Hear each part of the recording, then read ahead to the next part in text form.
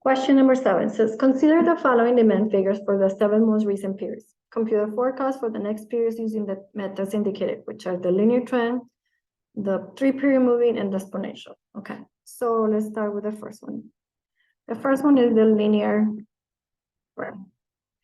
For the linear trend, we need to use the slope. We need to find the intercept.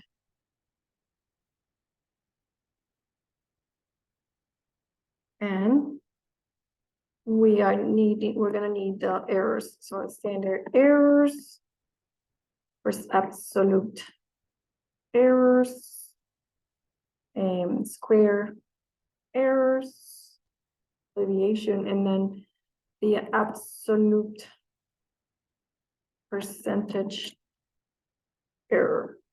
Okay. Now, slope. How do we find the slope? So Excel has a function for slope. So on the slope, we need to get our y's, which is this, and our x. Enter. Oh. Okay, so I didn't get A5 through A11. Now we are. Now for the intercept, there's also a function. So is the intercept again. We select our y's and our x. I don't know why it's doing that. Okay, and then our x. And that will be our intercept. Now, to find the forecast, we have a formula, which is mx plus b. So what is m? M is our slope, x are x's, and then b is the intercept. So that will be equals to m, we said is the slope, times our x plus our intercept. And then now we can copy all across down. Wait a minute. Yes, I forgot to anchor H4, which is our slope has to be anchored, and our intercept as well. So because we don't want those values to change. Okay, now we can copy across down. Okay. Now for the errors. So the first standard error is the difference between the actual demand minus the forecast. And maybe we could go 1, 2, 3, 4, 5, 6, 7, and 8. Okay, up to here. So we have 7 periods. 1, 2, 3, 4, 5, 6, 7. 1, 2, 3, 4, 5, 6, 7. Okay. Now the absolute error is absolute of this number. And we can copy that formula down. Now the square error is simply this squared to 2. And then we're gonna copy it down. Now the absolute percentage is equals to the absolute error divided by the actual demand, which is 1 here. And then we bring this down. Okay. So we have created all this information for a linear trend, and we need to create the same thing for all of our different forecasts. Okay. So let's make it more clear to see with colors. So let's pick, no, this is not it. Let's pick a lighter green, and the linear trend is green, and then I'm gonna make this big. Okay, we're fine. Okay, now for the 3 moving, we're gonna use our template. And for that, we're just gonna copy our values over the min, go to the template, original template here, and we're gonna paste, but special paste where we're only copying the values. And we make sure that it is 3 moving by clicking 3 moving. And there we have it. Now we just copy the values. Copy, and now we bring them to our table. here. So special values. And we start from the period 4 because period 4 needs 3 moving pairs. If you were here, you wouldn't have 3 periods to be able to forecast. You need 3 forecasts, 3 periods, and then you'll be able to forecast. Okay, now let's do this thing for our 3 moving period. Okay, so let's just change it. 3 period moving. We don't need the slope, so we can eliminate this, delete. Eliminate this one as well. Delete cells up.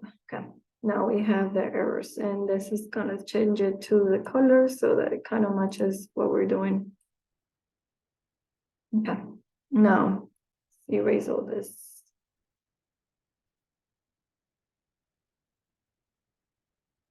Okay, so the standard error again is equals to the actual demand minus the forecast. And we're gonna copy that down.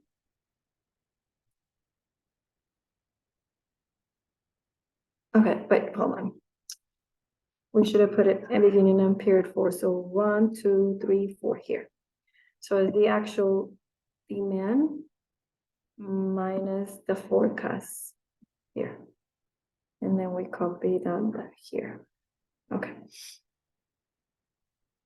Now for the absolute errors is equal to absolute of this value here. And we're gonna copy that down. Now square errors is equal to the square, which is this, square 2.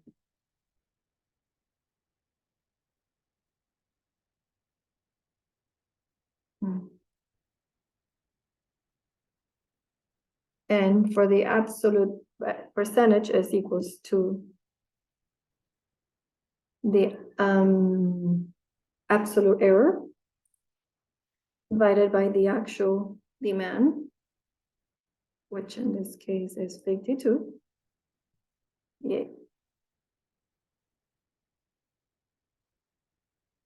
Yeah, here. So we're getting H, this absolute error divided by the actual demand. We can make this one. So let's do this, our number. And we can add, what's the number? Okay, that's a percentage. Okay, we're just gonna leave it like that. I want this to be a number. Okay, here.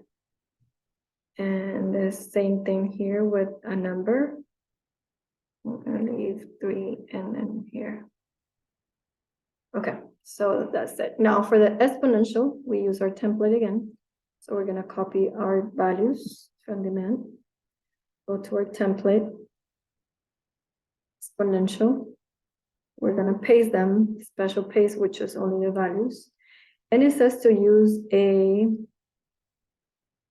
alpha or 0.4. So we're going to go ahead and do 0.4. So that's our forecast. Again, so we go ahead and copy this. So we can transfer it to our table and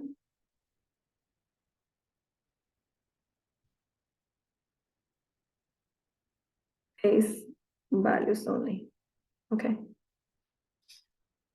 Okay, now again, we're gonna have to create same errors for this one, for the exponential.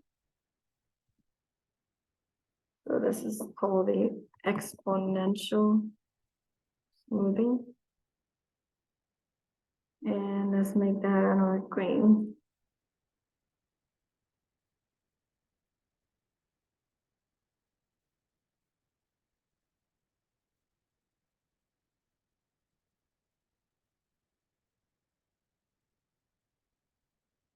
And this is just to, so it's more clear. Okay, so let's erase all this. And again, let's start preparing our error. So we start from number 2. So it's equal to the actual demand minus our forecast. And then we copy it all the way down.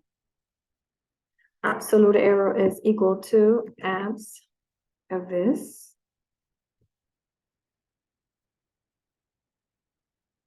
Our square error is equals to this field to the square.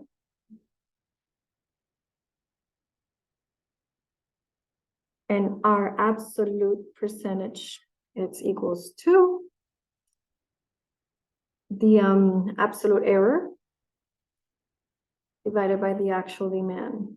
We gotta go back here. And that's it. Okay. So let's make this a number like we did with the other ones and add and align it here. Okay. So now we have all our errors for 3 movings. Now we go to calculate mean absolute error, mean absolute percentage to compare the 4 different methods. Okay. So to calculate the MAT is equals to the average. MAT is equals to the average of the absolute errors, and we're doing linear trends, so the absolute, so it's the average of this. And the MAP, which is the average of the absolute errors, and this is again, I'm sorry, the absolute percentage of errors, because we're working with the MAP.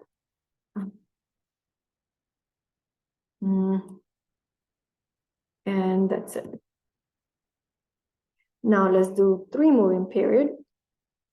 So the 3 moving period is equals to the average, again, over errors.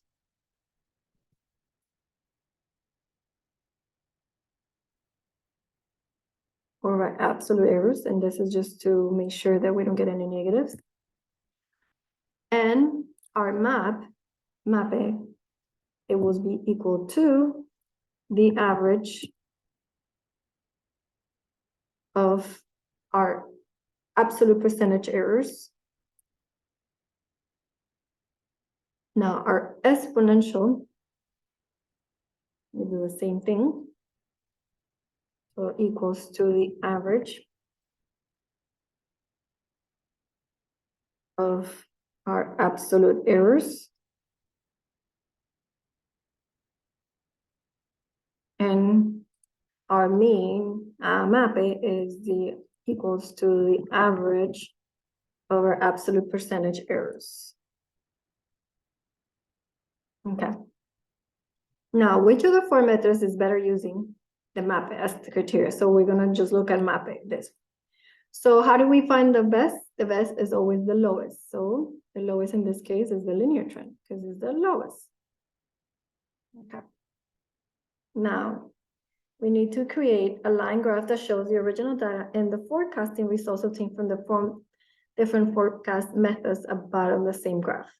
There should be 4 lines on your graph, including proper axis labels and chart guide. Okay. So in order to create the graph, we need to select our data. And wait, so we need to erase this because there will be some errors because of that information. So we just leave it blank. And now we go select the whole data. Oh. Here. And now we go to insert recommended charts, and then we look for the linear. It's here. And that's it. We click OK. And we move it on here. Now we need to add titles. So we need access titles.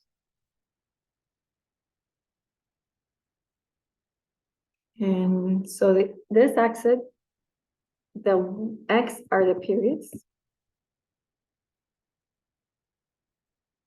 And the axis tile are the demand. Now the short tile, I went there.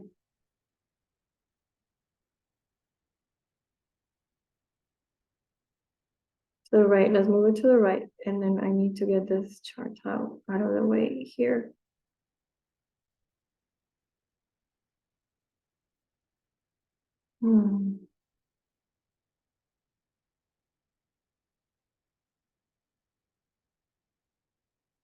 Oh God, I can't move it up.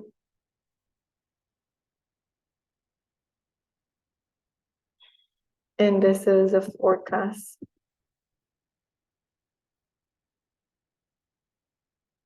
Need to be able to move it. Okay. So we have demand, the linear trend, the three pre-moving, which is the great one, and the exponential, which is the yellowish one. Okay. And that will conclude this exercise.